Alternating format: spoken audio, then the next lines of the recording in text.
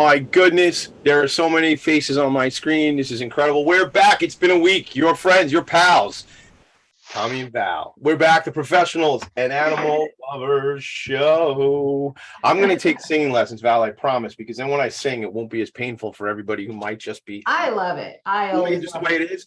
I like you just the way you are, Tommy D. Like that. I just love it when people sing because it's usually like they're happy, you know what I mean? Yes. Or they have a really annoying song stuck in their head. So it can go either way. Yeah, but anyway, what's up? Hi, everybody. Yes, hello. Pleasure to be back, guys. Love the intro. What's up, Jesse? What's up, Matt? We got guests in the attic, in the virtual attic. We got guests on the show today. Matt, we actually met in person. Jesse, I know you for a long time. This is your second time back on the show. If not your third, you're definitely your second. I know that. I don't know if you've been here 3 times yet. Let me set the stage real quick.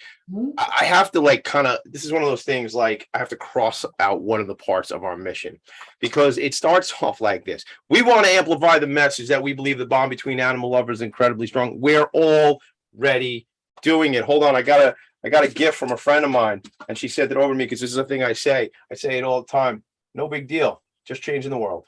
No big deal. So what are we doing? Your pals, no big deal. Just changing the world. We want to support each other in business. We're putting together a community. We're building a society of people who are focused on helping each other in business, helping each other in advocacy. And we do 3 things. Well, we do a lot of things on the show, but 3 things specifically are: we learn, we educate, and then we take that learning and that education, and then we use that to advocate. I was just texting my friend Val, and I'm not going to just put things out there, but she just said, I was on the phone with a friend of ours for 3 hours last night. And I said, wow.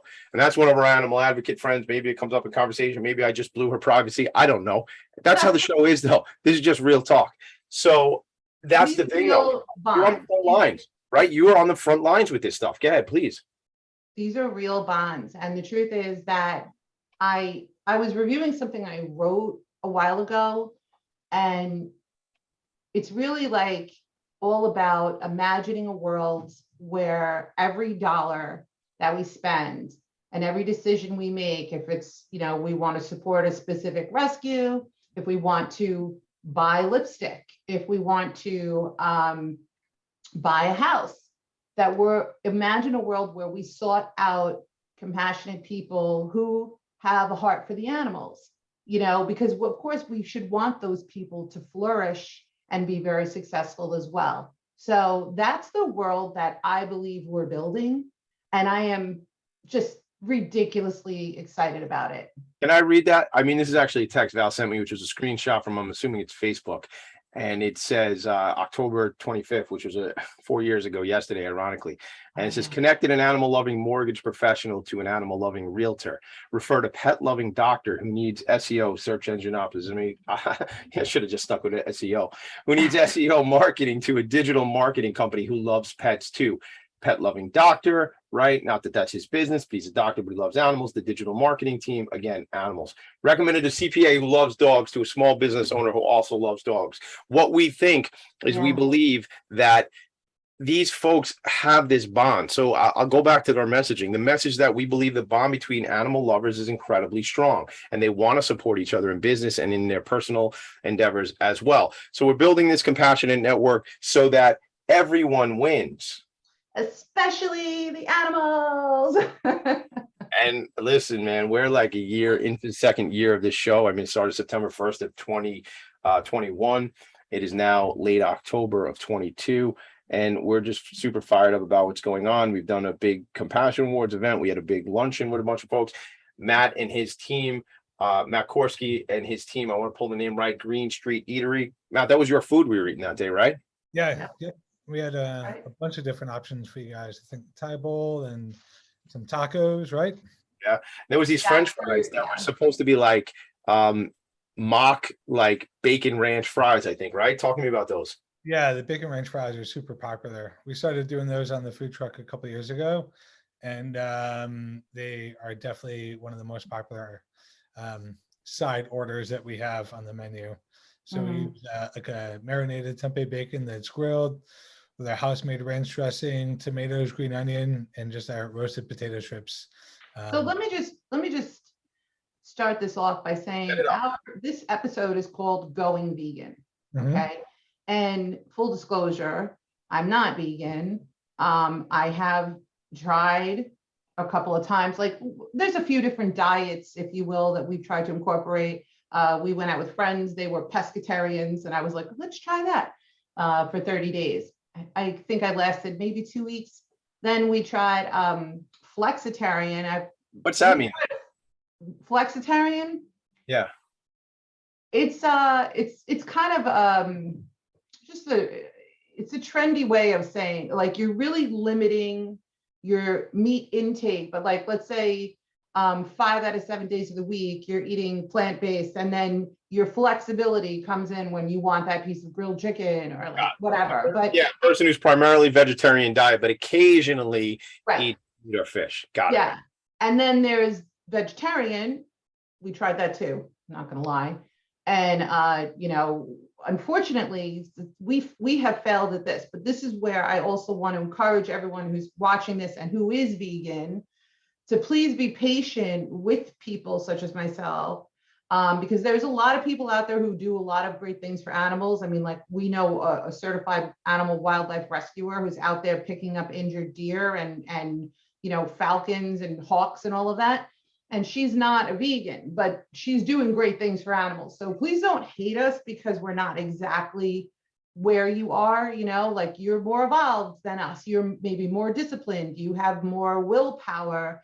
That doesn't mean that, you know, we are not amenable or open-minded. So we need to work together. So let's educate. I'm ready to learn. Learn, educate, advocate. That's what it is, man. Nobody's trying to change the world right away, but we're trying to make an impact. We're just trying to learn and find out other options. So look, where do we start, Valerie? I know this comes from your idea. You know, you set up our 2 guests today. Where did you want this conversation to go? Jesse was talking with us, Jesse Langel. Why don't we do this? You know what? I'm going to say where we're going to start. Jesse, 30 seconds on you, your firm, and the litigation you're doing. We'll jump over to Matt for 30 seconds, and then we'll go into kind of questions and stuff like that. Is that okay? Yes, sir. Tommy D, it would be my pleasure. So I'm Jesse Langel. I'm a consumer protection lawyer in Lower Manhattan, New York. I've been doing a lot of consumer collection defense for about 13 years, but I'm switching over and I'm adding on to my law practice menu, if you will, false advertising in the area of humane washing. Now, this is relevant to your mission because what I do is I go after meat suppliers who make these representations in their packages about the animals having been humanely raised, ethically sourced, things of that nature, which it's my job as the lawyer on the plaintiff side now to build the case that those representations are false and deceptive and cause my clients injury. So pay up and change your labels. That's me. I freak. Labels, yeah. If I need a badass litigator, I never curse in this show, but badass, maybe it's not a curse. You're my guy, Jesse Langel. I'm like fired up. I want to go to law school. I'm like ready to go to law school right now. That's how fired up I am. I know, Tom. You said that last time, but you trust me. You already surpassed us. What you're doing on this end and your philanthropy and everything else you've done, you are on the right track, my friend. No need. I appreciate you saying that. Thank That you. was very exciting. And I hope that we can get you some clients, Jesse. Yes. And our next guest.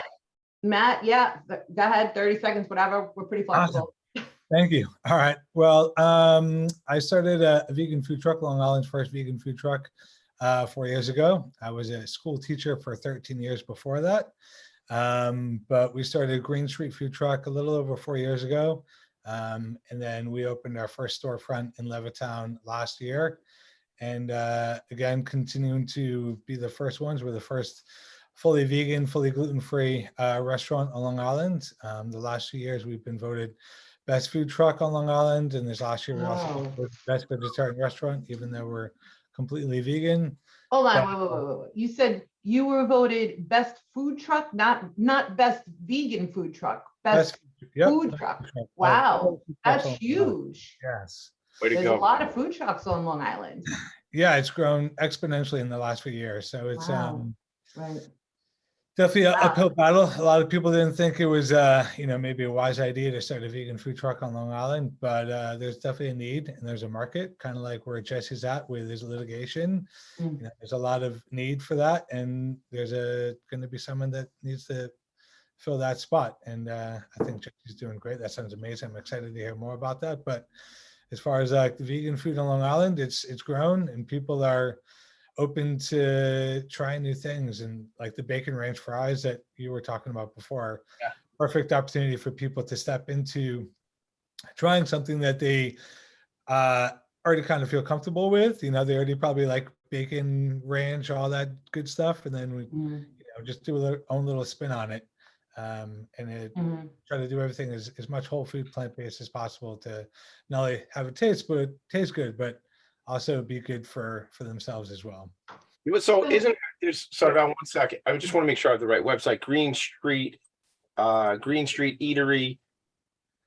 Is that how I gotta find it? greenstreeteatery.com. Yeah, all right. I put it on Facebook for everybody. It's funny, like when you think about people transitioning and from whatever their diet was prior to this, I think there's ways, and Jesse, please chime in because I know you're on this journey yourself. Is it important, Matt, from your perspective, to make the food look and feel and taste like some of the stuff we have had? I mean, if you're making something called, bacon ranch fries with not real bacon, obviously, I mean, we're going in that direction, right? You're trying to help people and support them.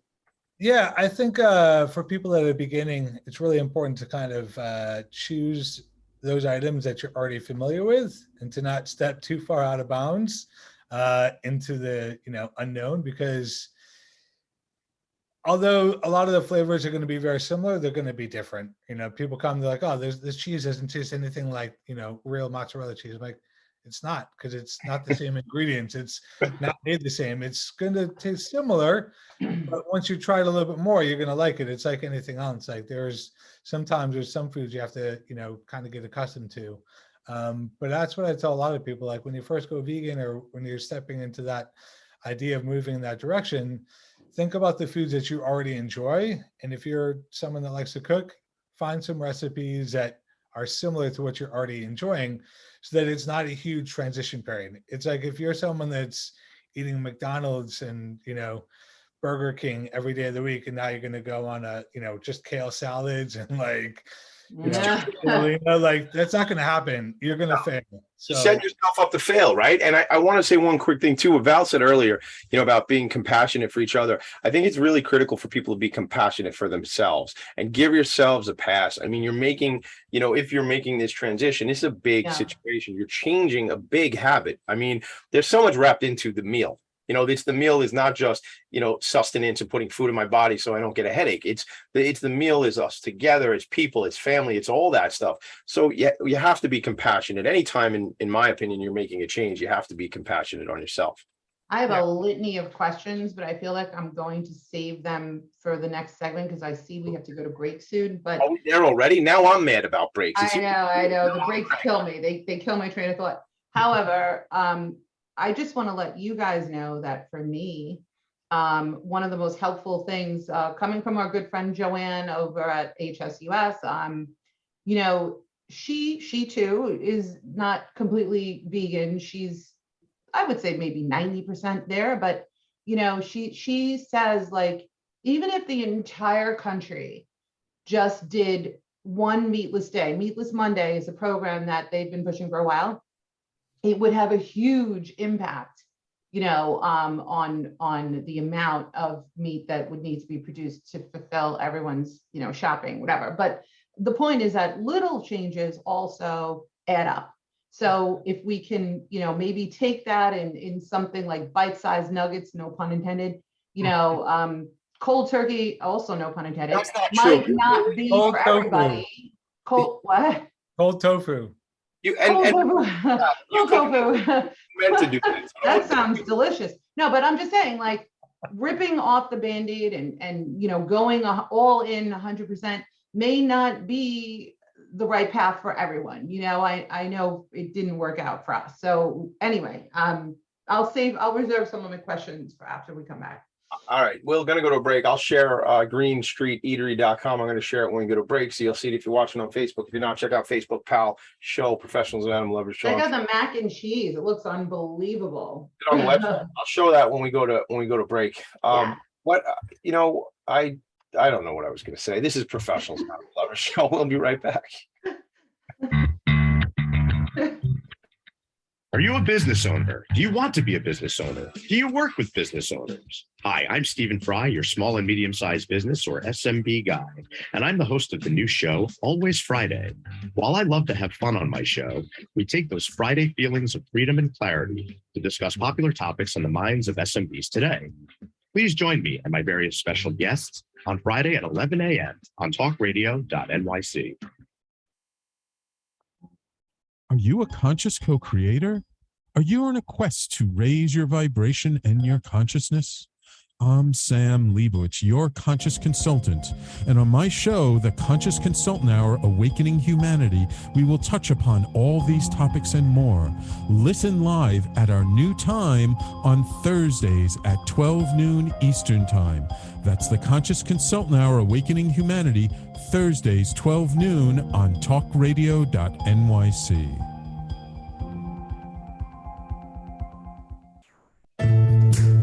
Are you on edge? Hey, we live in challenging, edgy times, so let's lean in. I'm Sandra Bargman, the host of The Edge of Every Day, which airs each Monday at 7 p.m. Eastern Time on talkradio.nyc. Tune in live with me and my friends and colleagues as we share stories and perspectives about pushing boundaries and exploring our rough edges. That's The Edge of Every Day on Mondays at 7 p.m. Eastern Time on talkradio.nyc.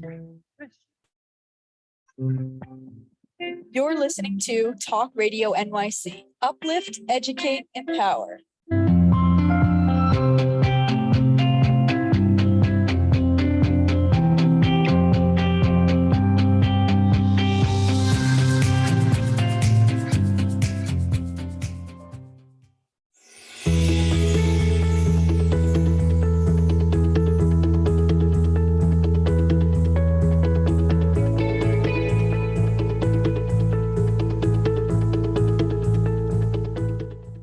And we're back, and I'm still sharing the page, greenstreeteatery.com. Here's the story. I love stories. You know, I love the mom and pop business. I love that first generation, second generation, third generation story.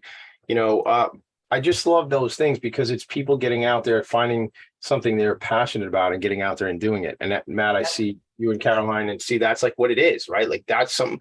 Now go, I want to go. I know Val's got questions, but this triathlon thing that I just read on the website, you know, it's funny, like how can you run, you can't be an Ironman on like kale alone, man. Like you can't do that. Like you need meat, don't you need protein, right? Like you need red meat and like burgers and steaks, right? Isn't that how you have to know?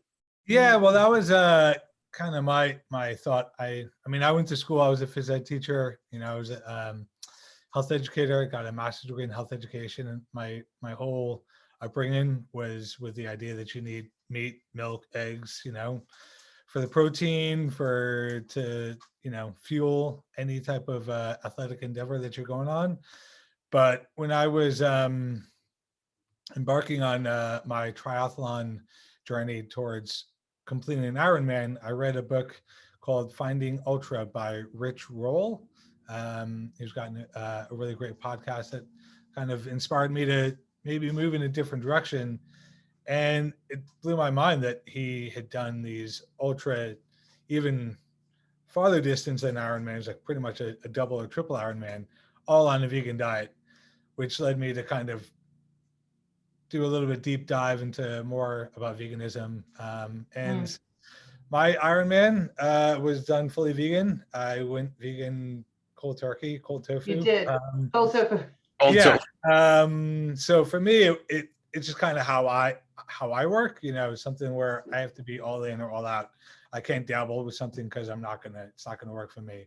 But for me personally, it had a huge benefit physically, mentally, emotionally, because when you're eating more whole foods and more plant-based items, one is less acidic, so your body can recover faster, has less inflammation. So again, your body can recover faster. and the food that you're eating is more available for your body to absorb and to use right away. So Yeah, when I you think the health benefits are certainly substantial, and we've I think most of us have seen some kind of a documentary about this stuff. But I am very curious about the journey. Like, Jesse, did you go cold tofu, cold tofurkey, or were you more inclined to cut things out slowly over time, or what did you do? You know, I went cold turkey. And the answer is because my understanding of veganism, a lot of people become vegans because they usually experience what's called a conversion moment. Something hits them, and then they're stirred to action. Now, for me, it was a series of books and documentaries, similar to what Matt had just said about the Rich Roll book and his triathlon experience. There's a documentary called Game Changers, which I haven't seen that one. Yeah. seen that one. So it's athlete after athlete after athlete that are competitors, and they're high performing competitors on a fully plant-based diet. I adopt Matt's position that not only is it okay, I adopt the position that's imperative for you to avert disease and avert the number one cause of death in America and worldwide, which is related to diet. So I take the position it's imperative we switch to a plant-based diet, and Matt would be seriously supported by our good friend, Dr. Greger. I don't know if Matt knows Dr. Greger. He's my current hero and author. He's a plant-based physician. Matt, do you know him? Yeah, I don't know him personally, but I've read a lot of his stuff, and his website is amazing, and really good information. Yeah, love it. But so let me give you a real life challenge, right? I'm just going to speak from our experiences because I know I'm not the only one. But like, I do cook a lot. I actually enjoy cooking and find it therapeutic. One of my goals, I meal plan every week, usually twice a week, because I just found that if you go shopping once a week, stuff goes bad. Anyway, so we meal plan, and I always have the goal of a couple of batches of food to be able to be frozen and utilized for leftovers at a later date, right? So it's kind of like I'm stockpiling my own little TV dinners, whether it's soup or whether it's, chili or whatever. So one of the challenges that I found was creating these plant-based dishes without like a typical protein, right? And having that ability to stockpile stuff up. So when I didn't have my stockpile that was like healthy and ready to go to, I found myself struggling, and I would eat like a bag of Doritos for lunch. And I don't want to do that. I don't want to go super bad for you. You know what I mean? Because I don't want to gain weight. This is my struggle. This is one of my personal struggles. You know what I mean? Like, I don't want to eat all, I don't know. Go ahead. I'm sorry. Well, the key for that, I mean, I've got 3 kids. I went vegan. We had one daughter with 1 on the way, and now we've grown to 3. And as a busy dad, I'm married, having 3 kids. It's definitely tricky to meal prep and have everything ready, because I know exactly how you're feeling. If stuff isn't ready, you're just going to go to the first thing that's open and ready. That's going to satisfy your taste buds and satisfy your your stomach that's growling. But like with the meal prep, something similar to like if you're making like let's say black bean burgers, those are really easy to do as a burger. You can also shape them as like a meatball, so then you can do like spaghetti meatballs. You could also just crumble them up and do it as like a bolognese, like a meat sauce. You could use that in a taco. And then you can also just use those black beans in, let's say, like a burrito bowl, or you can have it again in tacos. We do a lot of Mexican food. But So it's versatile. One like black bean burger, it could be 5 different things using just a couple different ingredients. So if you're doing like spaghetti and meatballs, now all you have to do is boil up some water, make some spaghetti, throw some sauce on. If you want to jazz it up, you could have some steamed broccoli, some mushrooms. You're doing a burger, you could have it like that. Same thing with the tacos. Like, it's not really difficult to just chop up some tomatoes, have some avocados, and then for that same thing, you could then have it as a burrito bowl. If you have some brown rice already pre-made, you can have it that as. But do you find that there's a lot of carbs in these recipes in general? Like, I that's another problem I had. I found myself adding to whatever I was making, I was doing it with pasta, I was doing it with rice, I was doing it with couscous. You know what I mean? Like, Well, it just kind of depends on what you're choosing to kind of consume. Like carbs itself, is kind of bad rap, but they're extremely beneficial. They're necessary for us. It's part of what fuels us, provides us longer lasting energy. So if you're choosing a lot of pastas, you could choose one that's a little bit healthier. There's some that are made out of like mung beans and beans that are, really beneficial, high in protein. So you're going to be getting. I've seen chickpea pasta. Yeah, I would like to try that. Justin, let me ask you a question. Are you one of those people who we tried this too? We tried the, I guess, imitation meats, whatever you want to call them. Now, I am a fan of the Beyond Burger. I will order that in a restaurant. I think it's completely delicious. But I found myself when I was using like just egg, right, to make breakfast, like scrambled eggs, whatever. And then we were using a crumbled sausage, but it wasn't sausage. It's, this is like processed stuff, right? So again, in the hopes of trying to be healthy and all of that, like I don't want to substitute too much with the fake stuff, the Impossibles and the Beyond meats. But I'm just curious, like, what do you do? Like if you're cooking or if you're going out, are you ordering a lot of that alternative meat stuff? No, I don't buy into the alternative meat stuff. I was actually looking today at Whole Foods, the difference between Beyond Burger and tofu. Guess which one had like 20 ingredients? It cost 3 times as much. Beyond Burger. Guess Burger. which was simple and good for your health? Yeah. It was the tofu. Yeah. I keep it simple. Let me just tell you in 1 second, 2 seconds, 3 seconds, what I eat generally. I'm a simple guy. I'm a little bit of a disciplinarian, but this is what I do. I ensure that I eat 2 very big salads per day with a bunch of different herbs, a bunch of different vegetables, everything to get the antioxidants, the dark leafy greens, everything to get the iron. I put in various nuts, whether it be walnuts, pumpkin seeds. I put in spices. I put in turmeric. I put in nutritional yeast with the B12, because vegans have a concern with not getting B12 and vitamin D. So you just take those 2 supplements and don't worry about anything else. Everyone's so worried about not getting protein. There's protein in all these natural foods and complete amino acid chain profiles. Look, you got to just dispel the myth, the protein myth. All that is absolute nonsense. I personally believe if you spend 2 minutes with an esteemed physician of our time that advocates plant-based nutrition, and with Matt, you're going to learn in 2 seconds that it's actually very simple.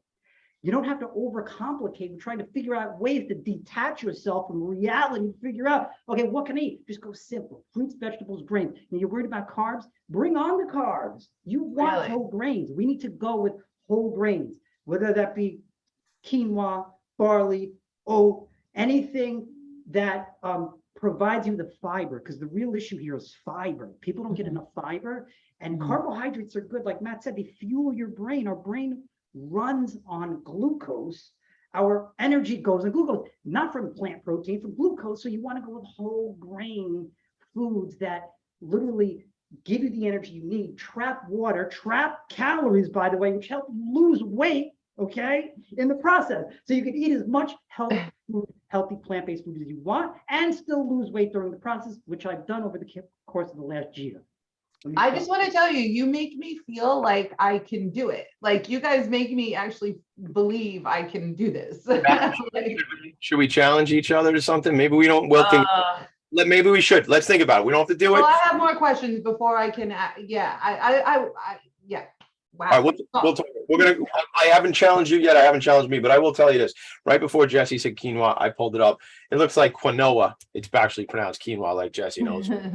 The man is very well read, so he knows how to pronounce that word. But I will tell you, Valerie, I take some quinoa. I haven't done this in a while because sometimes my own poor preparation or lack of preparation creates that similar situation where, like, before I found some oatmeal because I hadn't eaten and it was like 1:30 right before the show today, and I made some oatmeal just because I had to get something. But that could have easily been, a bag of chips if I saw the chips way before I saw the oatmeal on the counter.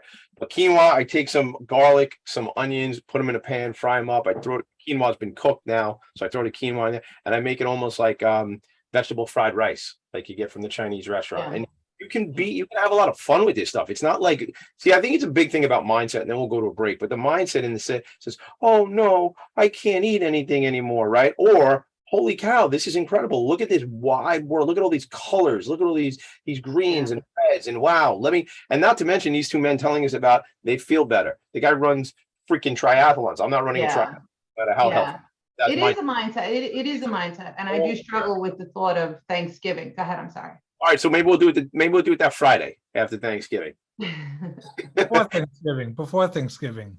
Well, you gotta commit. Yeah, I know. We're trying to have the right mindset, Matt. This is a professional animal lover show. Before Matt makes me commit to missing turkey, we'll be right back. This is Pat. Are you passionate about the conversation around racism? Hi, I'm Reverend Dr. TLC, host of the Dismantle Racism Show, which airs every Thursday at 11 a.m. Eastern on talkradio.nyc. Join me and my amazing guests as we discuss ways to uncover, dismantle, and eradicate racism. That's Thursdays at 11 o'clock a.m. on talkradio.nyc. Are you a small business trying to navigate the COVID-19 related employment laws? Hello, I'm Eric Sauvert, employment law, business law attorney, and host of the new radio show, Employment Law Today. On my show, we'll have guests to discuss the common employment law challenges business owners are facing during these trying times. Tune in on Tuesday evenings from 5 p.m. to 6 p.m. Eastern Time on talkradio.nyc.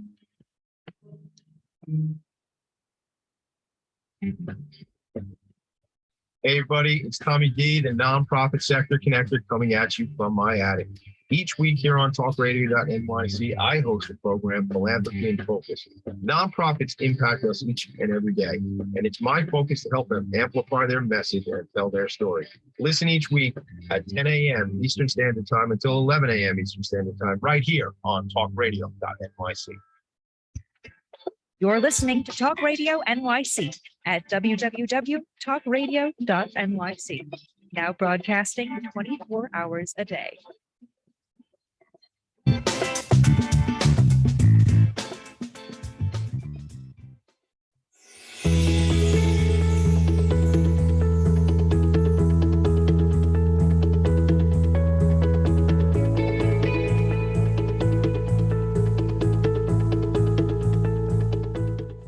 And we're back. The show is called Professionals and Animal Lovers Show. My partner is called Valerie, and I'm Tommy D. What's up, world? Welcome back. All right, so we're back. So listen, you know what? Aside from, so while we were at break, I shared Jesse's firm website, thelangelfirm.com, LANGEL firm.com.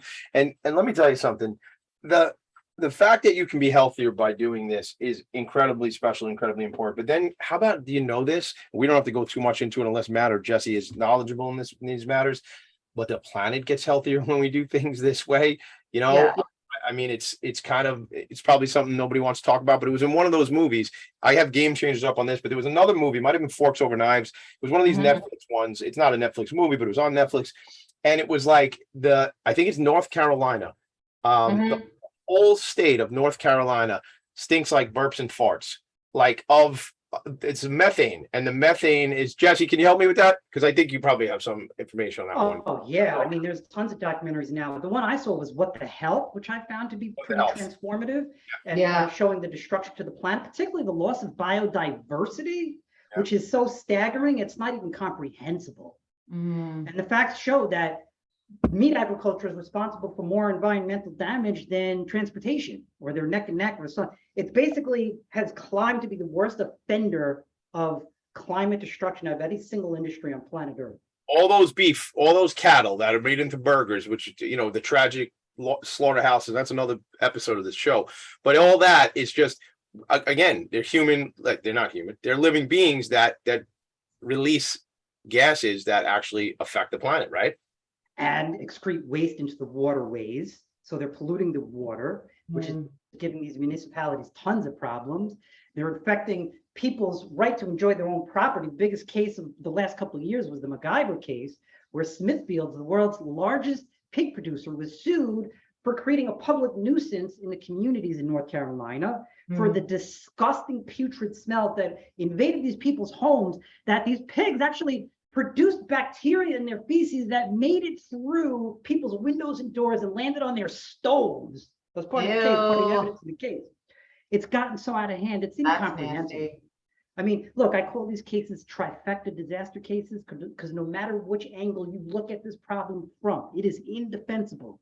Whether you want to start with health, because everyone's interested in their own health, no problem. Go see Matt down at the Green Food Truck. Read the book by Dr. Greger, or any one of the China study, any one of these plant-based study type treatise books. And then aside from health, okay, which we know causes heart disease, cancer, stroke, and all the other diseases of our time.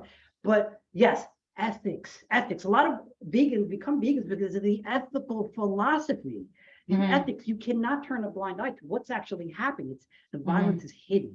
It's hidden violence. So my recommendation for your authors is to, for your audience, if I were to suggest one book on this whole issue, especially ethical philosophy, it's this book by renowned psychologist Melanie Joy. The title of the book is Why We Love Dogs, Eat Pigs, and Wear Cows. You read that, you are likely to become vegan instantly.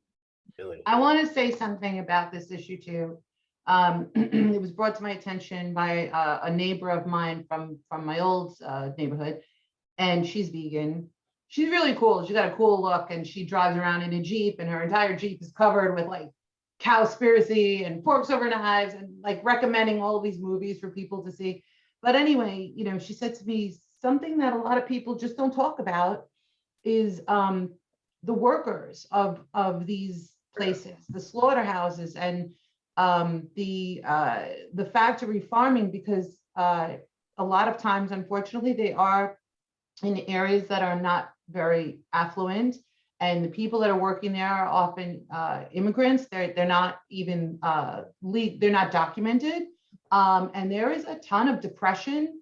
Can you imagine if you felt like you had no choice in terms of putting food on your own table than to actually go to work and be the person who's killing animals or hurting them, you know, to their death? That to me is unimaginable. That's where that also hits me too, because I really feel like that is a travesty that most people don't consider. But the mental health issues, the alcoholism, the feeling of being trapped, like where's an illegal immigrant going to go? Or what are they just going to walk away from wherever they're living and hitchhike to something they hope is better? You know what I mean? They're being taken advantage of. They're being exploited. Valerie, you have to understand, I couldn't agree with you more, and I'm glad you're doing your homework. Some of these poor immigrants, a lot of them undocumented, a lot of them forced to work in slaughterhouses, they're not even allowed bathroom breaks. They have to wear diapers, some of these reporters unveiled. They have to wear diapers. They're too scared to ask for a bathroom break, let alone a raise, or let alone better humane rights. What would you do if you work in a slaughterhouse and all day, 10,000 times you have to stick a pig in the throat with a knife? They're called stickers. Do you think you're going to be a well-adjusted individual if you're killing 10,000 pigs a day by sticking a knife in that pig's throat? Of course you're going to be screwed up. These are really, really depraved human rights issues that I believe are no longer tolerable under any circumstance. But what do we do? Imagine what that sounds like. You're killing something. You're killing. That's tragic. What do you, Jesse? Where, like, again, we can't solve it right this second, but yes, we got to read the books. Yes, we got to get involved. Yes, and if it's appropriate for somebody's lifestyle, go vegan, vegetarian, whichever. How do we make a bigger change? Because I get very pissed off and frustrated about a lot of things, and I'm not defeatist, but sometimes it's very, I don't know, overwhelming. Very simple. And my friends try to oppose me all the time on this issue. They try to engage kind of in whataboutism. They say, well, you can't solve the problem overnight, so don't even worry about it. Worry about different issues. Worry over here. Worry about starving kids in Africa. Worry about child molestation and human trafficking. No. All you need to do is take personal responsibility and stop putting your dollars into the coffers of these companies that are doing this. You vote with your dollars. If enough of us stop giving them the money to finance these operations, they would change their practices. So it's a personal responsibility issue, and it always been that way. It always will be that way. The problem is worldwide, people are eating more and more and more and more meat. Third world countries are following our lead from 50 years ago when it comes to industrialization of these animals. And it's just such a disheartening sign, because it's like progress. Where's the progress? Especially in countries we can't control. It's a very, very bad situation. But if you do your part and not finance these operations, not vote with your dollars, then that's all you can do for the moment. If you want to get involved, put together a beautiful podcast like this, or be one of my clients and let me go after these institutions that murder animals, I'm happy to do that. We all have our different skills and talents. Pursue whichever you think is most suitable for you and how you can make an impact. That's all I would say. Can I just ask a question about you? By the way, I'm almost crying. I'm feeling like guilty. Don't feel guilty, Val. Compassion, Valerie. Be compassionate. We're learning. This is good. We need to address these issues. This is happening. Well, I would say, ask a cooking question. Sorry, quick question. Maybe Matt, this could be good for you. You know, I have been told, and I do understand it to a point, that like the egg industry is one of the cruelest industries, from what I was told, right? From people I definitely trust in this space. However, my question is, what about like if you are buying from like a local guy who's taking really good care of the chickens, you know, and you're eating the eggs from there? Like, what is problematic about? I'm just challenging anyone, because to me, if the issue is with the care of the animals and how poorly they're treated, if they're treated well and they're producing eggs anyway, because that's what hens do, what is wrong with eating that? You know? Well, the eggs, if they're, I mean, besides the own personal health aspect of it, you know, eggs obviously are really not good for us as far as the cholesterol, saturated fat, but they're just really not meant for us. And again, if you are going to choose to be more flexitarian or choose to have a little bit more animal products within your diet, you're right. Like the best choice would be to go to find like the local farmer and meet them and know exactly what they're doing. And when I worked for a nonprofit before, that's the advice that I would say. Like, if you're going to choose to have eggs, and that's totally fine, it's, you know, personal choice, know where they're actually coming from. Because as Jesse's saying, you know, these companies love to put out a lot of false information about where the eggs are coming from, how the chickens are raised, all this stuff. But majority of it is false. It's completely misleading.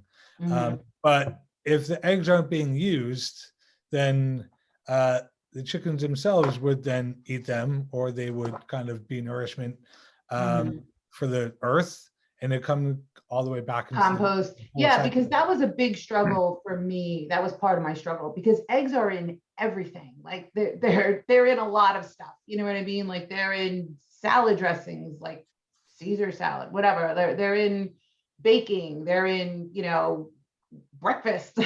Like that was a big component of our struggle, I feel. Well, for me personally, like I said, I went vegan initially just for my own personal choice of trying to become a better athlete. But after I read the China study, and then I started to learn a little bit more about the environmental and ethical implications of eating animals, that's what set it in stone that I would never go back to eating animals, especially with the chickens. Like when eggs are hatched, if it's found to be a male chicken, they can't be used. So they're thrown away, you know, either in the garbage can, they're drowned, or they're just ground up alive. And so when I learned this information, it hit me like a ton of bricks, knowing that these, you know, innocent little animals are being brutally killed just for no other reason, because people like to fry them up in the morning. And it's not good for those people that eat them, like health wise, and it's not good for the planet. But for me, that's what helps me to kind of stay the course. I've been vegan for almost 10 years now. And just thinking about any of this stuff that we were just kind of touching the edge on is enough for me to like, I wouldn't do that. Like I'm sitting here petting my dog Hudson, who's underneath the table that I'm sitting at. And I remember sitting there like soon after I went vegan, just looking at them and like, these dogs that we love to have in our houses are no different from the cows that are, you know, being raised for our milk or for meat or, you know, the chickens, they all have emotions and feelings. And for me, it's became a deeper connection and a deeper reasoning for me of why I choose to continue to do that. But, you know, like you said, it's not going to be a perfect world, you know. Making small choices every day can, combined with everyone else, have a huge impact. And it's not about perfection, you know, like for me personally, like I choose this way because it feels the best for me. It feels right for me ethically, and being that I have kids, like it feels right to raise them this way. But my kids aren't vegan. They don't have any meat. Really, my middle one, she likes turkey, so she'll enjoy it on Thanksgiving, unfortunately, but she enjoys it. And you know, like I want to raise them in a way that they're going to choose to hopefully go vegan, and if they don't, they don't. It's your own personal choice, but it's definitely not an easy task, living vegan in this world and kind of doing this stuff. But I think for me personally, it's the right way. But again, that's my own personal journey. So it's something you have to kind of find your own course on. Yep. You know what I'm super interested in? And I just heard about this recently. I think I heard about it on Shark Tank. I'm not sure. But anyway, I believe it's Cuban. Mark Cuban is investing in a company that's researching ways to clone meat. I mean, without an actual animal. So like, let's say you have a steak, you have the steak, and then they're, let's say, pulling out, I don't know, a biopsy of it. I don't really know, but they're able to then replicate that.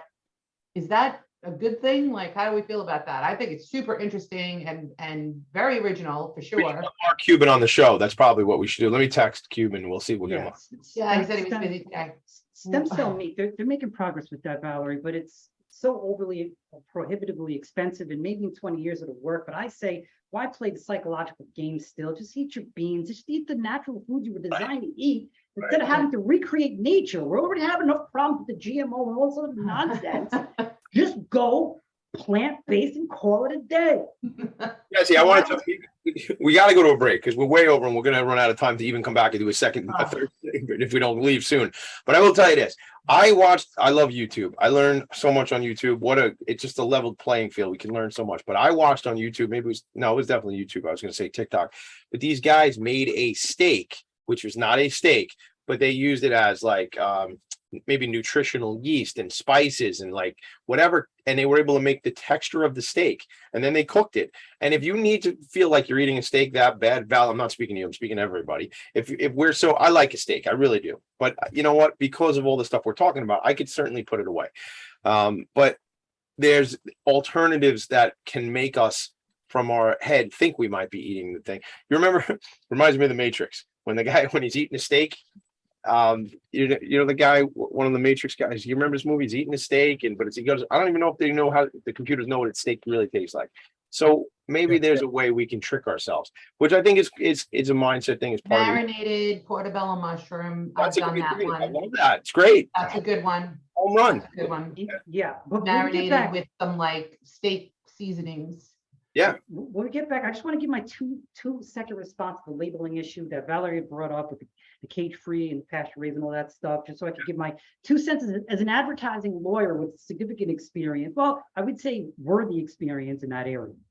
When you come back, and it's all over Jesse's website. If you go to the langelfirm.com, and then there was a section where I was showing you all on Facebook, hover over false advertising, go down to what is humane washing. I'm going to go to what is we need to take a break. Professionals and Animal Lovers Show. We'll be right back. I hate the breaks. Hey, everybody, it's Tommy D, the nonprofit sector connector, coming at you from my attic. Each week here on talkradio.nyc, I host the program Philanthropy in Focus. Nonprofits impact us each and every day, and it's my focus to help them amplify their message and tell their story. Listen each week at 10 a.m. Eastern Standard Time until 11 a.m. Eastern Standard Time, right here on talkradio.nyc. In a post-COVID world, you may have many unanswered questions regarding your health.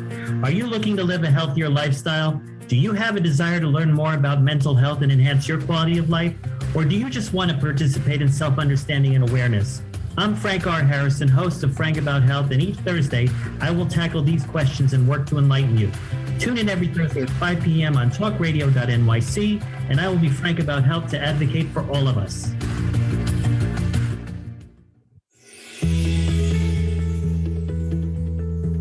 Calling all pet lovers. Pet Avengers, assemble! On the Professionals and Animal Lovers show, we believe the bond between animal lovers is incredibly strong. It mirrors that bond between pets and their owners. Through this program, we come together to learn, educate, and advocate. Join us live every Wednesday at 2 p.m. at talkradio.nyc. You're listening to Talk Radio NYC at www.talkradio.nyc. Now broadcasting 24 hours a day.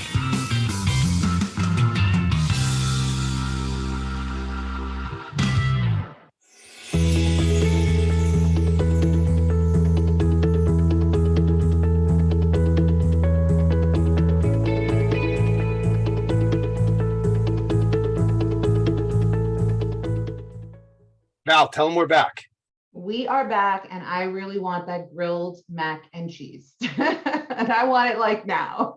See how many donuts he's got on this website, though? So we're not talking about carving out sugar, I think, because there's a lot of donuts on this website, or at least the ones I saw some donuts, Matt, right? We like donuts out there. Donuts. My wife is the one that makes all the donuts and does all the baked goods for us. She's been hitting it out of the park with all her baked goods. And everybody. Yeah, and let me just say this. I saw that you guys got into Subway recently with the sweet treats, right, portion of your menu, and that is something. Again, I want to just support it. Let's applaud it and celebrate. That's a win. There are some people who would look at that and say, "Oh, I can't believe a vegan is going to let Subway sell their product when they sell turkey and this and that." We need to support all victories, right? What is that victory? What happened there, Matt?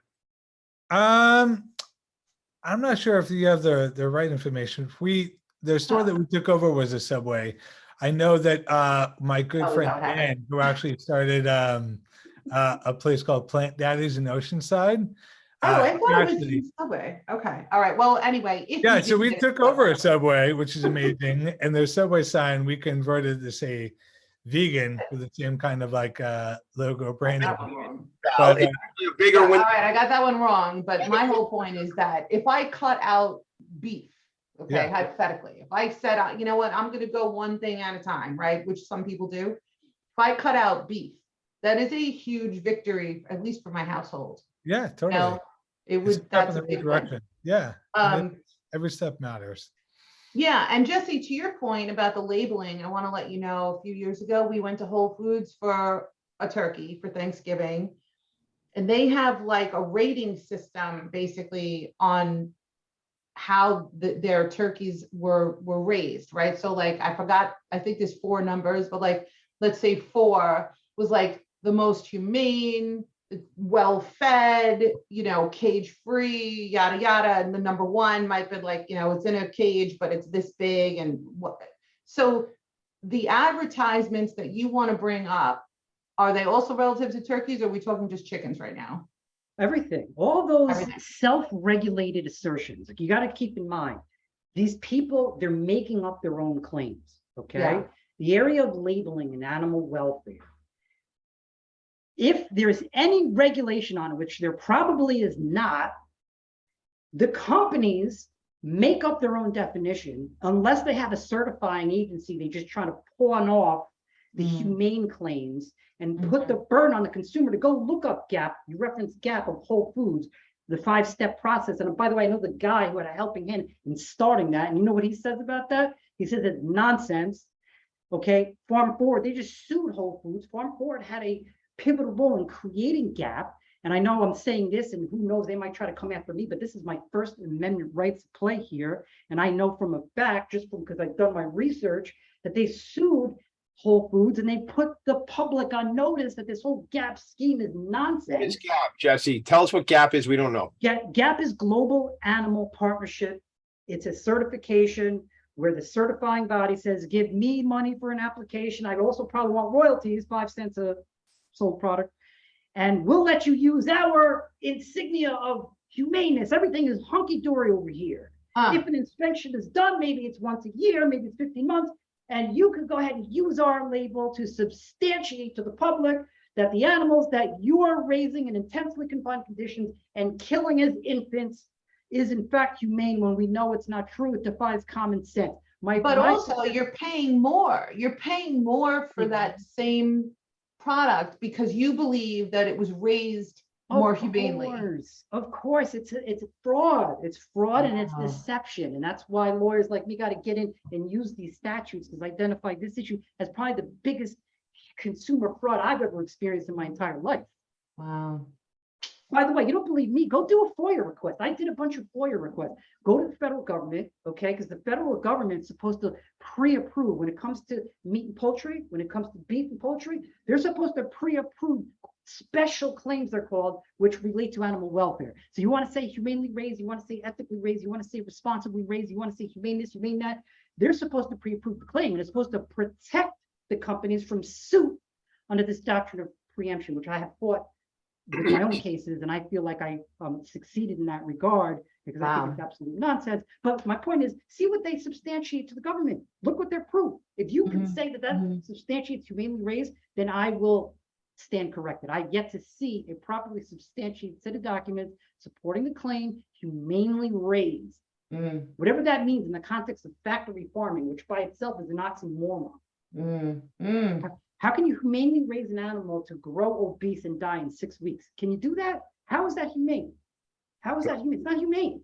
Jesse, I got to pause you, and I love your passion. I never, ever want to stop you. There's only one other thing I hate to stop is networking more than when somebody is really up on the pulpit, really preaching the good word. Look, Jesse Langel is here. Jesse, how do they get in touch with you? See me at thelangelfirm.com. There's several places on the website to get in touch with me. Thelangelfirm.com. Amazing. Langel firm, thelangelfirm.com. Matt Korsky, how do we get in touch with you? I need some of those donuts, by the way. How do we get in touch with you? You can find us greenstreeteatery.com, greenstreetfoodtruck.com. So if you have any private events you need a food truck for, you can hire us for that. And we're pretty active on social media. Instagram is kind of the main jam for us, and that's at Green Street Eatery or at Green Street Food Truck. Do you ship out of state, Matt? We drive out of state, but we don't ship yet. Drive the truck, Val. One day you might just see me. I really want that mac and cheese. We'll get Matt. I'll call you later. We'll work out the mac and cheese thing. At Green Street Eatery, at Green Street Food Truck on Facebook, at Green Street Eatery, at Green Street Food Truck on the Instagram, which is really becoming my favorite social media because I don't know. I like to do videos, put my funny face up there. Val, anything from you? How do they get in touch with you before we got to go? So if you're interested in supporting this podcast and you'd like to sponsor, you can send us an email at Valerie, Valerie, at P.A.L-show, not underscore. I always have to say that. Valerie at P.A.L-show.com. Or if you just really know a great guest or you yourself feel you would love to come on the show and contribute, please help us spread compassion. And that's it. And if you're looking for us on social media, Professionals and Animal Lovers Show, everywhere, P.A.L Show, you'll find us. And now I breathe. In his total commitment to nonviolence, Gandhi always included the animals by stating the greatness of a nation and its moral progress can be judged by the way its animals are treated. Love your animals. Be compassionate, everybody. Make it a great day. Thank you, guests. Thank you, guys.